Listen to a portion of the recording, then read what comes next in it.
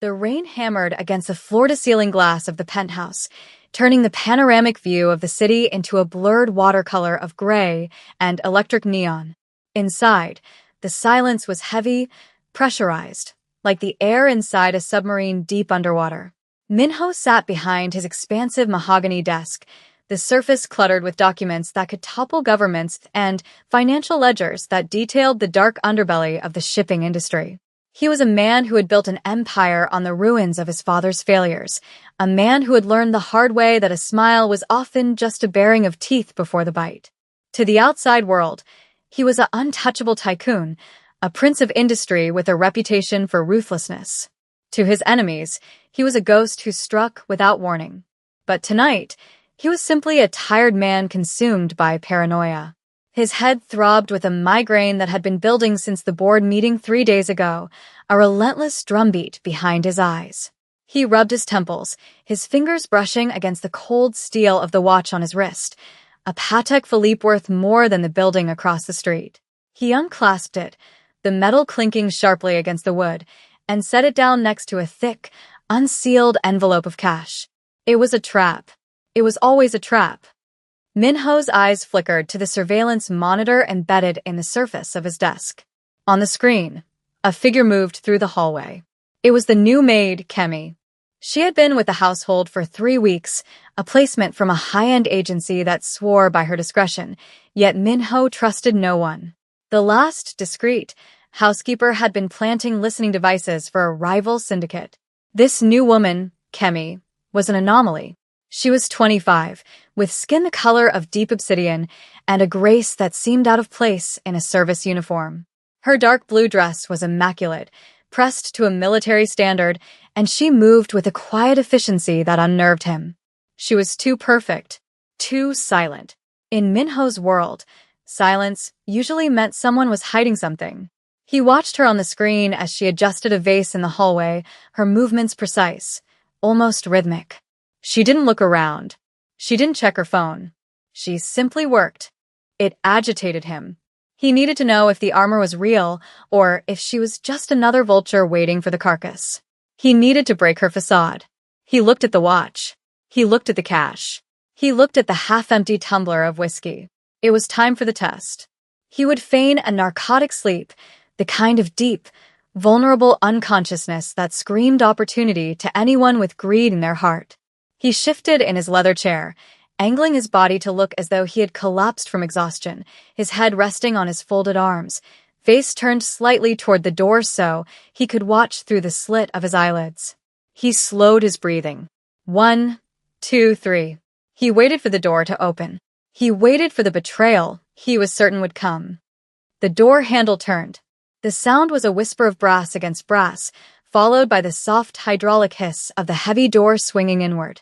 Minho kept his breathing shallow and rhythmic, a perfect imitation of a man deep in the throes of sleep. He didn't move a muscle, though every instinct in his body was coiled tight, ready to spring. He heard the footsteps enter the room. They were incredibly soft, barely registering against the plush Persian rug. Kemi wore soft-soled shoes, a requirement of the job, but even so, most people scuff their heels or drag their feet. She did not. She moved like a breeze. Through the curtain of his lashes, the room was a blur of shadows and amber light, but he could sense her presence. She smelled faintly of shea butter and rain, a clean, grounding scent that cut through the sterile aroma of leather and expensive alcohol. He felt her stop. She was standing in front of the desk. This was the moment. The bait was laid out in plain sight. The watch gleamed under the desk lamp. The envelope of cash was thick enough to be tempting, the flap loosely tucked in so the currency was visible. A thief would take it all. A spy would photograph the documents under his elbow. A curious worker would at least lean in to read the names on the files. Minho counted the seconds in his head. 1, 2, 3, 4. Why wasn't she moving? The silence stretched, thick and suffocating. He expected the rustle of paper. He expected the click of a phone camera.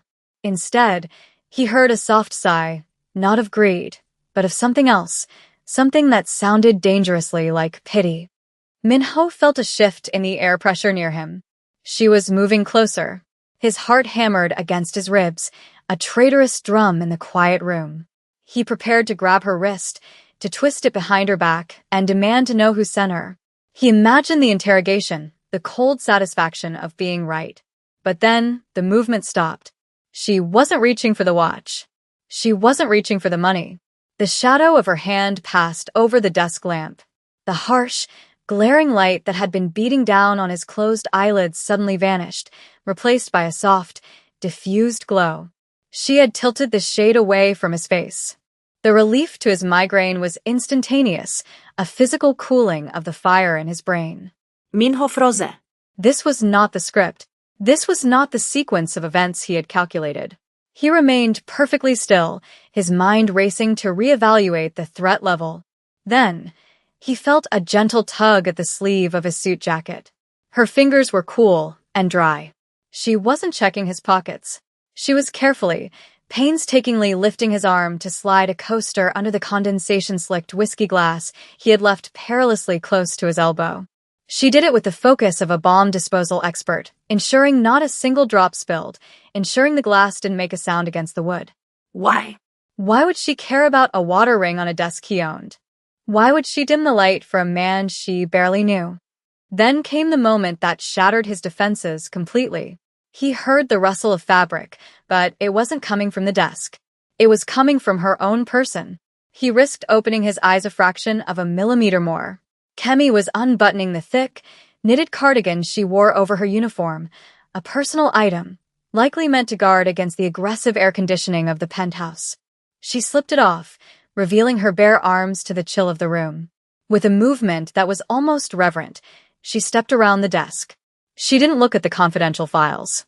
She didn't even glance at the gold watch that could pay her salary for 5 years. She leaned over him, and for a split second, Minho braced for a weapon. But what descended on his shoulders was warmth. She draped her own cardigan over him, tucking the edges around his shoulders with a terrifying gentleness. It was a gesture of such intimate, maternal care that Minho forgot to breathe. She treated him not as an employer, not as a target, and not as a monster. She treated him as a human being who was cold. She paused for a moment, her hand hovering near his hair, a hesitation that spoke of a desire to comfort that she couldn't quite act on. Then she pulled back. "Rest well, sir," she whispered into the empty room. Her voice was low, a rich contralto that vibrated in the air long after she turned away. She picked up the empty coffee cup from the corner of the desk, the only reason she had entered in the first place, and walked out, closing the door with the same impossible silence. Minho remained slumped on the desk for a long time after the latch clicked shut. The scent of shea butter lingered, now mixed with the faint warmth of the wool cardigan draped over his shoulders. He slowly sat up, the fabric sliding down his back. He stared at it. It was a simple thing, gray and slightly worn at the cuffs, clearly well-loved. It was the only thing she had to give, and she had given it to him. He looked at the watch, untouched. He looked at the money, ignored. He looked at the documents, unread. He felt a strange, foreign sensation in his chest, a tightness that had nothing to do with the migraine. It was shame. A hot, prickling shame that started at the back of his neck and spread through his limbs. He had set a trap for a rat and had caught a dove. He pushed the chair back and stood up, the cardigan clutched in his hand like evidence from a crime scene. He walked to the window, looking out at the rain again, but the city looked different now. The cynicism that usually armored his heart had a hairline fracture in it. He pressed the intercom button on his desk, the line connecting directly to the security room in the basement. "Jean," Minho said, his voice raspy. Boss. The response was immediate, sharp. "Did she take it? I have the team ready to intercept." "No," Minho said, staring at his reflection in the dark glass. "She didn't take anything." "Nothing? Did she read the files?" "She didn't look at them." "Then what did she do in there for 3 minutes?" Jean asked, his voice laced with the eternal suspicion that kept them both alive. Minho looked down at the gray wool in his hand. "She covered me. Because it was cold." There was a long silence on the other end of the line. In their world, kindness was usually a currency used to buy leverage. Pure, uncalculated altruism was a myth. "Boss," Jean said slowly. That's a strategy. She's playing the long game. She wants you to trust her, so she can take something bigger later. It's the classic honey trap, without the honey. Maybe, Minho said, though the word felt hollow. Or maybe we are just broken men who have forgotten what decency looks like. I'll keep the surveillance level high, Jean insisted. Background checks came back clean, but everyone has a price. Everyone. Keep watching, Minho ordered, but his tone lacked its usual bite. But Jean? Do not intervene unless she touches something that matters. And turn the heat up in the penthouse. It's freezing in here. The next morning, the dynamic in the house had shifted, though only Minho could feel the tectonic plates moving. He sat at the long marble dining table, a single place setting at the head, surrounded by empty chairs. The morning light was harsh, bouncing off the polished surfaces of the quiet luxury that imprisoned him. Kemi entered from the kitchen, carrying a silver tray with his breakfast, black coffee, steamed rice, grilled fish. She wore the uniform, the same dark blue dress that made her blend into the shadows of the house, but she wasn't wearing her cardigan. She placed the tray down with precision, her eyes lowered out of respect. Minho watched her hands. They were steady, strong, hands that worked hard. He noticed a small band-aid on her pinky finger, likely a cut from chopping vegetables. "Good morning, sir," she said, stepping back to fade into the wall. Minho didn't pick up his chopsticks. "You forgot something," he said. The air in the room went still. This was usually how accusations began. Kemi blinked, her gaze darting to the tray. "I apologize, sir. Is the coffee not hot?" "I can." "Not the food," Minho interrupted. He reached onto the empty chair beside him and picked up the gray cardigan. He held it out to her. Kemi's eyes widened. For the first time, he saw her composure slip. A flush of embarrassment, or perhaps fear, darkened her cheeks. She stepped forward hesitantly. I thought you were asleep, sir." The room was cold. "I didn't mean to overstep." "You didn't," Minho said. He watched her take the sweater, her fingers brushing his for a fraction of a second. An electric shock, subtle but undeniable, traveled up his arm. "Thank you." The words felt heavy and awkward in his mouth, like a language he hadn't spoken in years. Kemi looked at him then, really looked at him, her dark eyes searching his face. She didn't smile. That would have been unprofessional, but her expression softened. "You're welcome, sir." "Kemi," he said, testing the name. "Yes, sir?" "Why didn't you take the watch?" The question slipped out before he could stop it. It was a mistake. It revealed he had been awake. It revealed the test. Kemi paused, clutching the cardigan to her chest. She didn't look shocked that he had been testing her. Perhaps she expected men like him to test everyone. She looked thoughtful. "My father used to have a watch like that," she said quietly. "He worked in a factory for 30 years to buy a knockoff version of it. He was proud of it because he earned it." She looked Minho dead in the eye, a breach of protocol that somehow felt like a privilege. "I don't touch things I haven't earned. And I don't take things from people who are sleeping. That isn't who I am." She turned and walked back toward the kitchen, her spine straight, her dignity filling the room more than his wealth ever could. Minho watched her go, the coffee getting cold in front of him. He realized then that Jean was wrong. She wasn't playing a game. She was simply playing by a set of rules that Minho had discarded long ago. And that made her the most dangerous person in his life, because she was the only one he couldn't predict. Over the next week, the penthouse became a stage for a silent, observational dance. Minho stopped leaving obvious traps. The piles of cash disappeared, the watches were locked away, not because he didn't trust her, but because he felt foolish insulting her integrity with them. Instead, he began to watch her for different reasons. He watched how she paused to look at the rain, how she carefully dusted the photographs of his parents without moving them an inch from their original spots. He noticed that she never took the leftover food that the staff was allowed to have. She brought her own lunch in a small plastic container. One afternoon, he found himself in the security room with Jean, staring at the wall of monitors. "She's eating rice and vegetables again," Jean muttered, zooming in on the camera feed of the staff break room. "We throw away steak and lobster every night. Why doesn't she take a plate? Everyone else does." "Pride," Minho said softly. "Or preference." It's suspicious, Jean argued. She's too clean. Nobody is this clean. I dug deeper into her file. She sends almost all her earnings back to a distinct account. An orphanage? A debt collector? It's hidden behind a few layers. Leave it, Minho ordered, surprising himself. It's her money. She earns it. Boss, if she's in debt, she's vulnerable. Vulnerable people can be bought. She isn't vulnerable, Minho corrected, his eyes fixed on the screen where Kemi was reading a worn paperback book during her break. She's disciplined. There is a difference. He left the security room and walked toward the library, knowing she would be cleaning there soon. He wanted to see her. He told himself it was to maintain the employer-employee rapport, to ensure the household ran smoothly. But he knew it was because the penthouse felt empty when she was in the room. He found her polishing the long oak table, the rhythmic swish of the cloth the only sound. Do you like to read? He asked from the doorway. Kemi jumped slightly, then turned and bowed. Yes, sir. When I have time. Minho walked to the shelves and pulled down a first edition of a classic, a book worth thousands. He held it out. You can borrow this, if you like. It was another test, but different this time. It wasn't a test of honesty. It was a test of trust.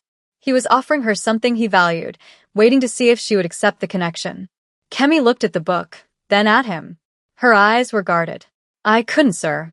It looks expensive. If I damaged it. It's a book, Minho said. Books are meant to be read, not hoarded. Take it. She hesitated, then reached out. Her hands were rougher than his, the skin dry from cleaning detergents. As she took the book, she didn't just grab it. She cradled it. Thank you, Minho SSI, she whispered, slipping into the Korean honorific naturally. It was the first time she had used his name. It sounded like a secret code between them. Minho felt a crack in the ice around his heart widen. He was in trouble. He was in deep, terrible trouble. Because for the first time in 10 years, he didn't want to be the boss who commanded the room. He wanted to be the man who deserved the blanket. The library became their sanctuary, a demilitarized zone in the silent war that Minho waged against the world.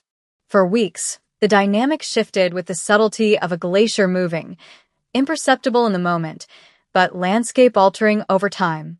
Minho found himself returning home earlier, the neon allure of the city's nightlife losing its grip on him. He would find Kemi there, dusting the upper shelves or organizing the vast collection of vinyl records he rarely touched.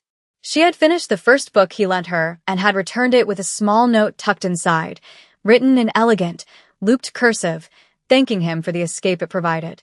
He kept the note. It was currently sitting in the breast pocket of his tailored suit, resting against his heart like a talisman. One evening, the rain returned, lashing against the windows with renewed fury.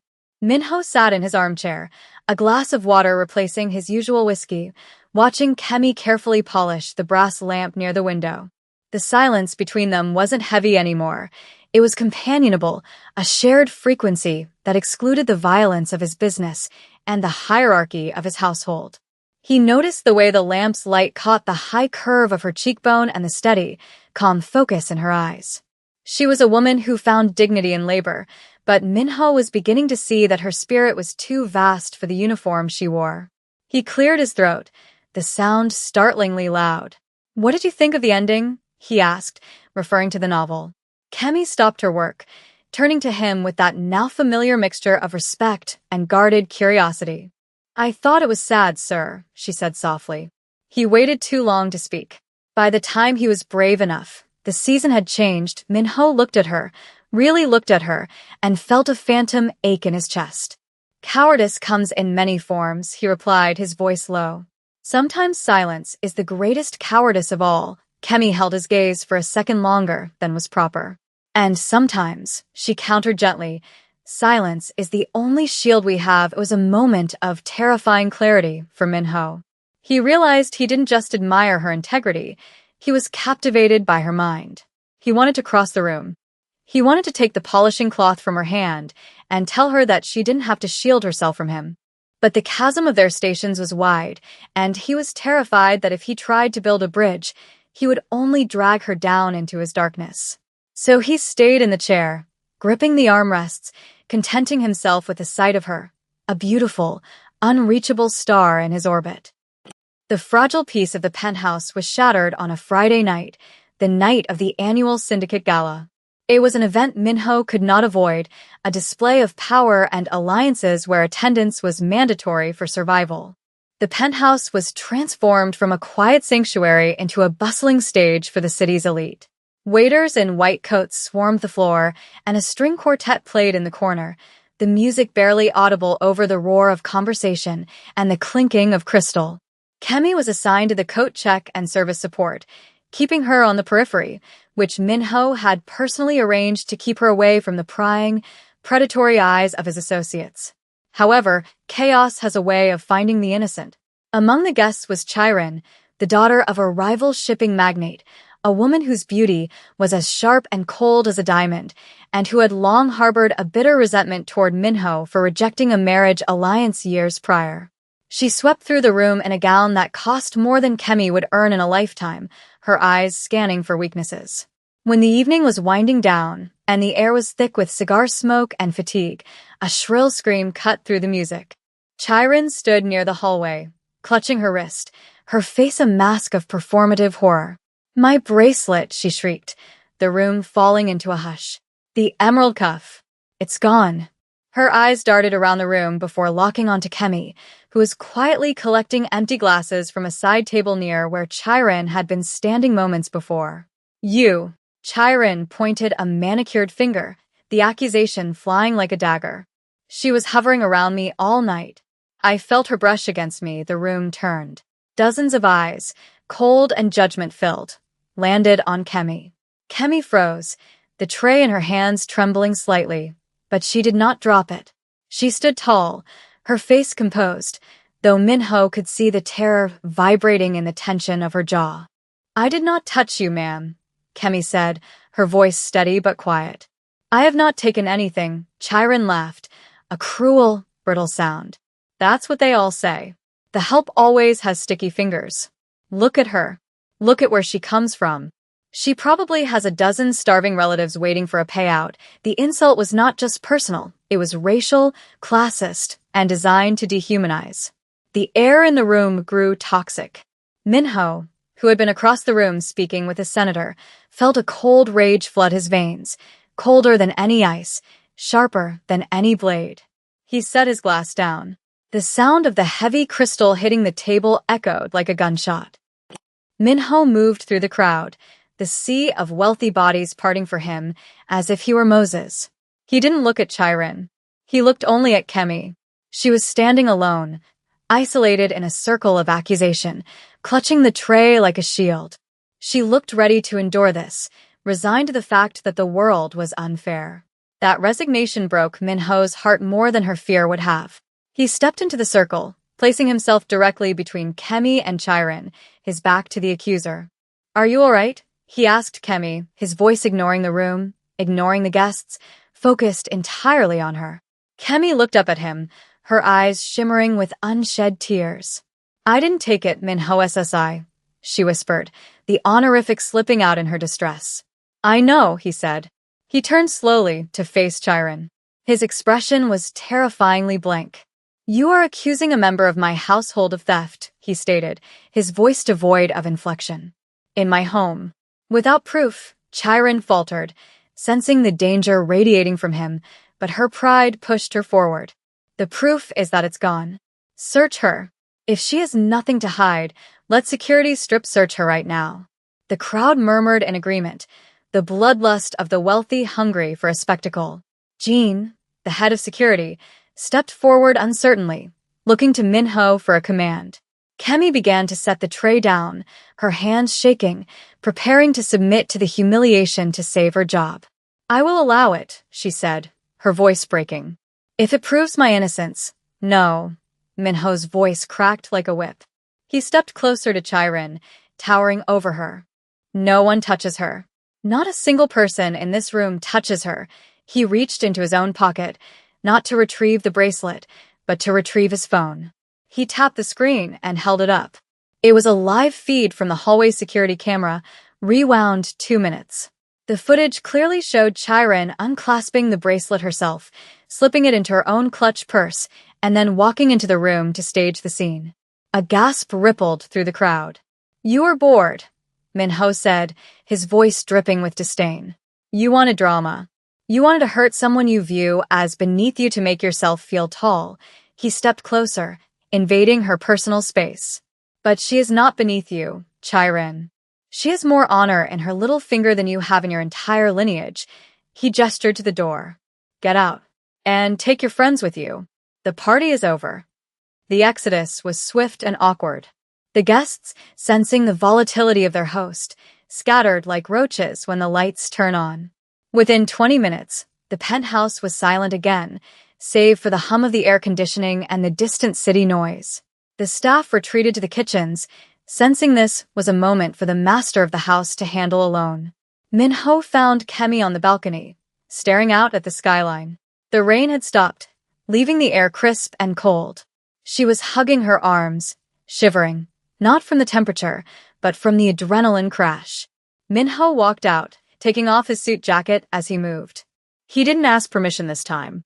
He simply draped it over her shoulders, enclosing her in his warmth, the silk lining still holding the heat of his body. She didn't pull away. She leaned into the railing, her head bowing.